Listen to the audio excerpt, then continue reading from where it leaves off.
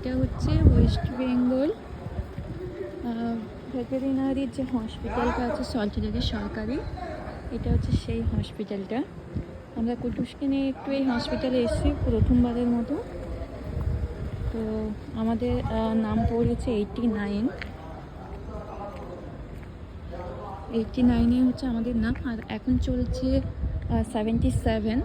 তো আমি আপনাদেরকে সল্টলেক হসপিটালের ব্যাপারে একটাই কথা বলবো, পরিষ্কার পরিচ্ছন্ন প্রথমত, ব্যবহার এনাদের খুবই ভালো, প্রসেসটাও খুব ভালো। নাম লেখানোর 5 টাকা করে এখানে নেয়।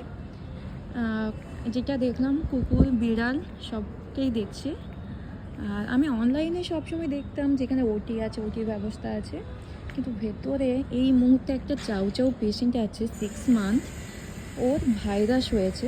তো তার জন্য আমরা সমস্ত পেটকে বাইরে রাখার ব্যবস্থা করেছি।